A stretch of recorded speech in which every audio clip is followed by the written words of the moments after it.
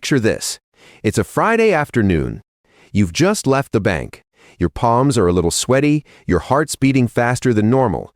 You're holding a thick folder of paperwork. Buying the house, the 3-bedroom, 2-bath colonial with the yard for the dog you'll get someday. You call your parents, they're thrilled.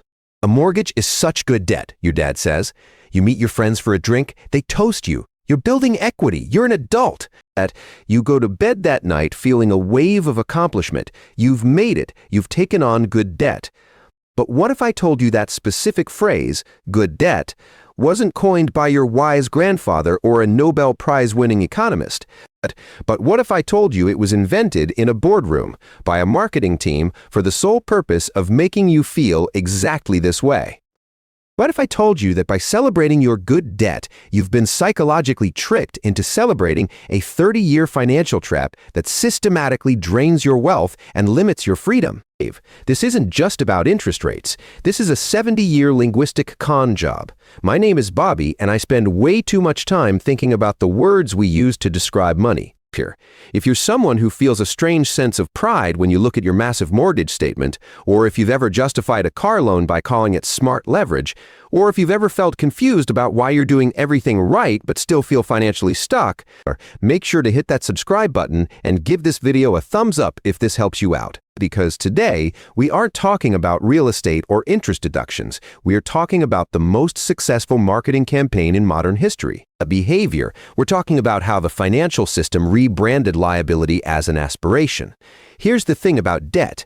The conventional wisdom, the stuff your realtor, your banker, and maybe even your parents tell you, is that debt is a tool, a behavior, and some tools, like a mortgage for a home or a loan for education, are good tools.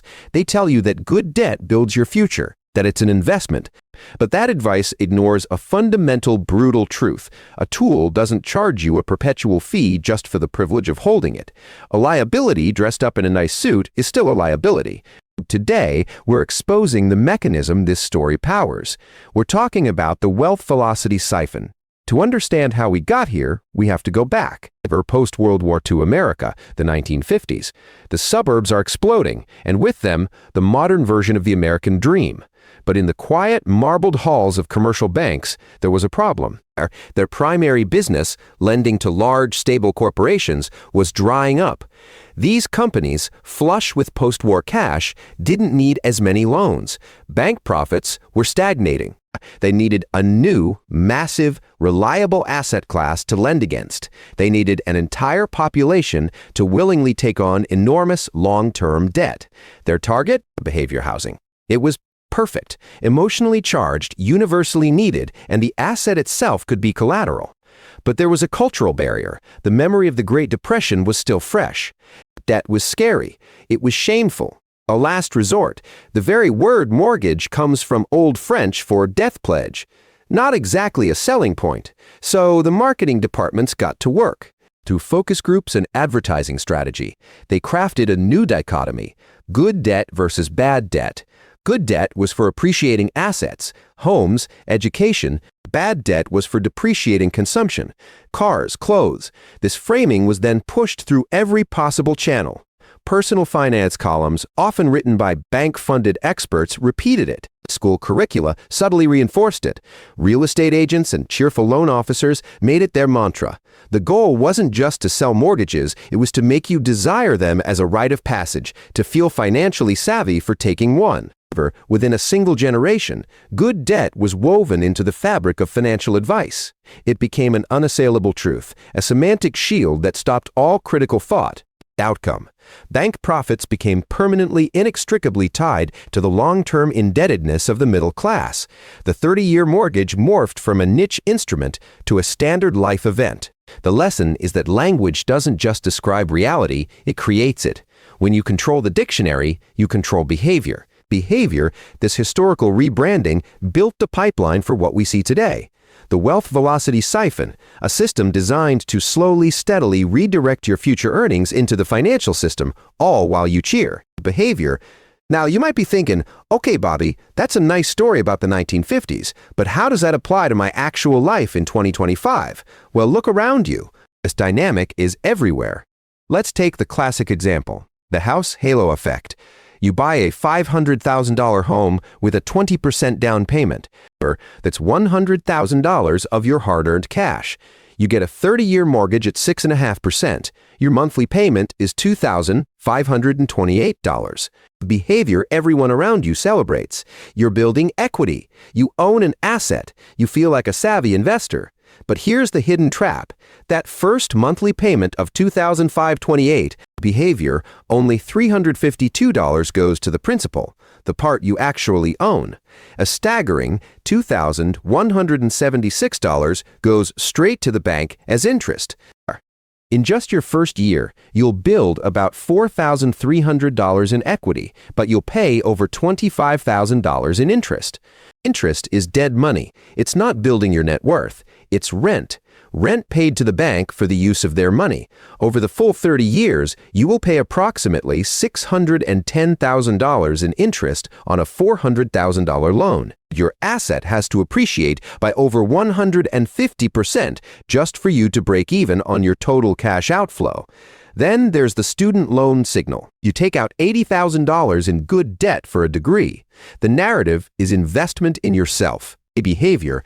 The trap is the $450 monthly payment for 20 years that forces you to take the first stable high cash flow job you can find, often sidelining the riskier higher upside entrepreneurial path you might have loved. Behavior, your debt, dictates your career velocity. And it doesn't stop there.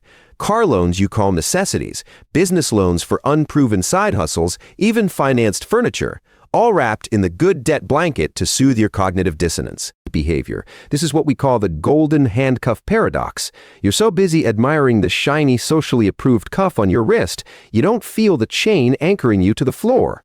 Let's perform a brutal audit of this paradox. Let's call this person Alex. Alex is 30 years old, and he just bought that $500,000 home. He feels rich. He has an asset. Let's find the true price tag. We start with $500,000. That's the price of the house. That's what everyone sees. First, there's the interest iceberg. This is the direct, obvious wealth transfer. You are paying for the use of the bank's money. On that $400,000 loan at 6.5% over 30 years, the total interest paid is $610,000. So our running total is now the house plus the interest. $500,000 plus $610,000, $167 equals $1 million. $110,167. But that's the easy math. We all know interest is a cost. Now we have to account for the lost opportunity cost. And this is where the siphon really kicks in. That $2,522 monthly payment isn't neutral. If, instead of a mortgage, Alex invested that same amount every month in a broad market index fund, averaging a conservative 7% return, that money would be compounding for him, not for the bank. $2,528 per month for 30 years at a 7% annual return grows to $2,865,192. That's not money he spent. That's money he never got to build. Sure. So we add that lost future to our cost, $1,110,169.7 plus $2,865,192 equals $3,979 but operative costs. But we're not done. Then there's the hidden carry costs. Property taxes, insurance, maintenance, conservatively, let's call it $10,000 a year, that's not optional. That $10,000 a year, if invested over 30 years at 7%, represents another massive lost opportunity. $10,000 a year for 30 years at 7% equals $1 million. $10,730 in future value total. $3,975,359 plus $1 million. 10,730 equals $4,960,086,089. And it gets worse. Then there's the psychological tax. The security of a massive monthly payment creates profound risk aversion. You don't take the career leap. You don't start the business, you say, I can't because of the payment. Research shows debt burden reduces entrepreneurial entry by about 30 to 5%. Let's be wildly conservative and value just one foregone opportunity, a side business that could have netted an extra $100,000 a year for 10 years. Opportunity invested is another $1,400,000 in vanished potential. So let's add it up. A $500,000 house, plus $610,000 in interest, plus $2,865,000 in lost investment growth on the payments, plus $1,010,000 in lost growth on carry costs, plus $1,400,000 in psychological and opportunity cost. The total lifetime financial impact of that good debt decision approaches $6,386,000. That's not a typo. $500,000 actually became $6.4 million in lifetime financial footprint. You didn't buy a house, you signed up for a $6.4 million 30-year financial rerouting program. Think about that for a second. And we haven't even touched on the data that shows this isn't an anomaly, it's the rule. According to the Federal Reserve's 2023 Survey of Consumer Finances, the median net worth of a homeowner with a mortgage is $305,000. The median net worth of a homeowner without a mortgage? $1,070,800. That's a 3.5 times multiplier simply for being debt-free on the same asset. A 2020 study in the Journal of Consumer Research, led by researchers like Pramod S. Chatterjee, found that simply labeling debt as good increased participants' willingness to borrow by up to 40% and decreased their urgency to pay it off, regardless of the interest rate. And according to FDIC data from 2022, interest income from residential real estate loans accounts for over 45% of all interest income for you. Commercial banks. This means the system has a direct, quantifiable, massive incentive to keep you in debt and to make you feel smart about it, and before you say, "But Bobby, I need a place to live," renting is throwing money away. Let's counter with more data. That $25,000 in interest you pay in year one of your mortgage, that's more than the entire annual rent for many apartments. You're not avoiding throwing money away. You're choosing which landlord you pay. The bank is often the more expensive one. That annual interest payment is the equivalent of buying a brand new, fully loaded laptop every single month and throwing it into the ocean. This is where it gets really interesting, because the trap is a self-reinforcing, inescapable-looking cycle. When you take on massive good debt, a huge portion of your monthly income is pre-allocated for decades. This pre-allocation forces you to seek safety, not opportunity. You need that steady, reliable paycheck to service the debt. That safe job, while comfortable, often has a capped upside. It goes slowly, and you look at your friends or social media and feel behind. That feeling of being behind then leads you to seek more good debt, a home equity line to renovate, a newer car loan, to feel like you're making progress, which in turn makes even more of your income pre-allocated. It's like running on a financial treadmill that's gradually inclining. You're working harder, taking on more hours, safer jobs, just to stay in place and make the payments, while the treadmill's motor, the banking system, is powered entirely by your effort. And here's what really gets me. The commercial banking system relies on your confusion. They profit on you believing debt is an asset class. They depend on you celebrating the 30-year commitment. They literally budget for your psychological need for security and pride. When you aggressively pay down debt or choose strategic intentional renting, you become a bad customer for them but a great CFO for your own life.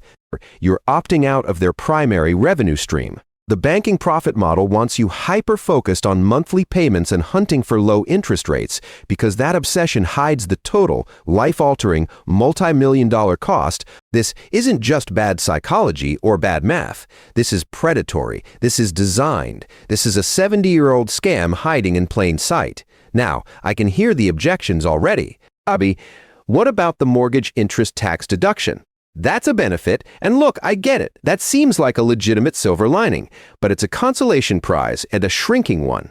In 2023, with the standard deduction at $13,850 for a single filer, you need a mountain of interest to even bother itemizing.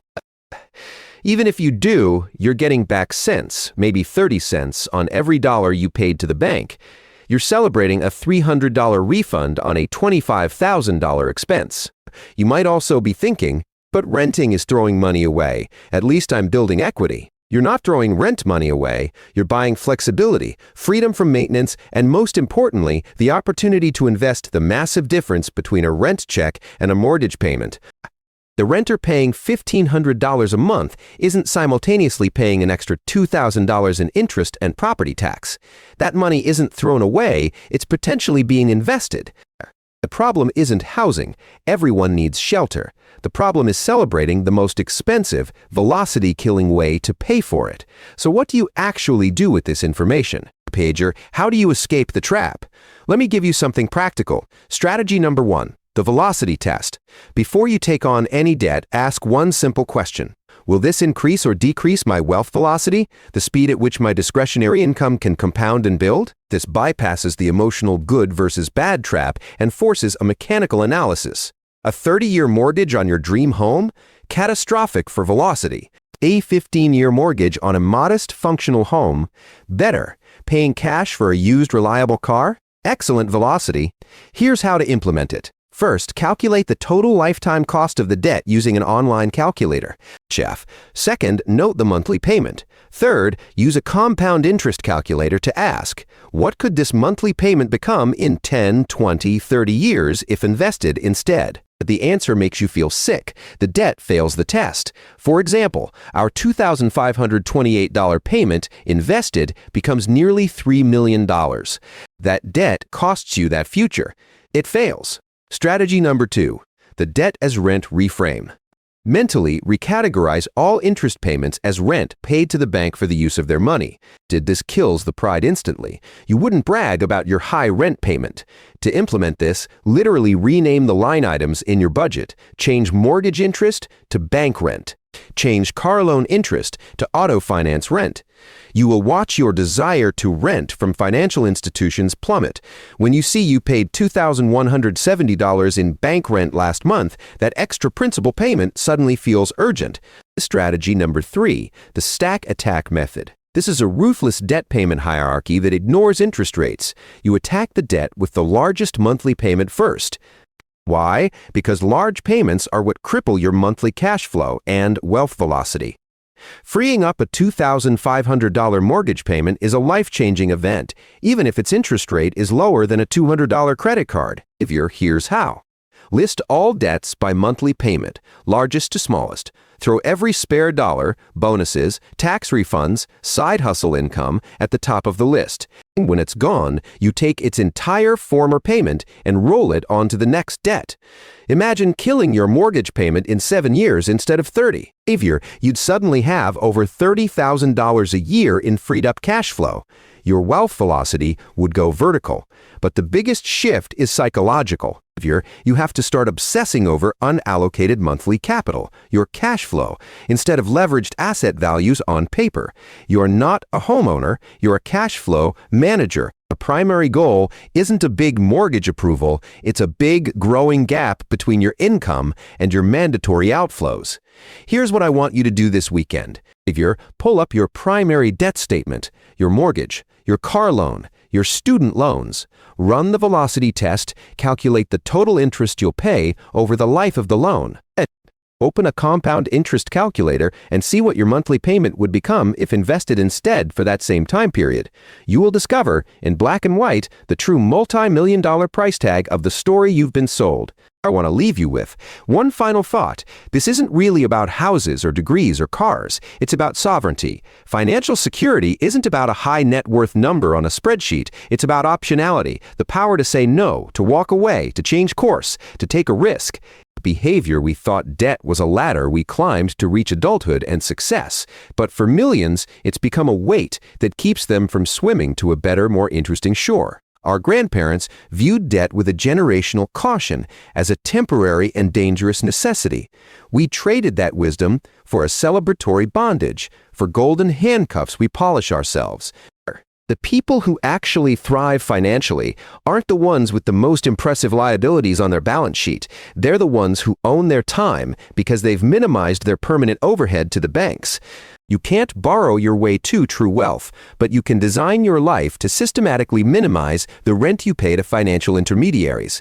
The moment you change the language, The moment you stop saying good debt and start calling it a long-term velocity poison is the moment the handcuffs come off, because you stopped calling them bracelets. You're not broken for feeling proud when you got the keys to your house or your degree. You're human, responding perfectly to a 70-year marketing campaign designed to make you feel exactly that way.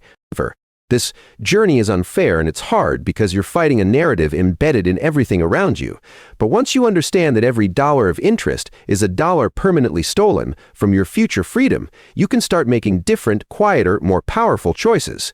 If this video sparked something in you or opened your eyes, share this with someone who is celebrating their good debt.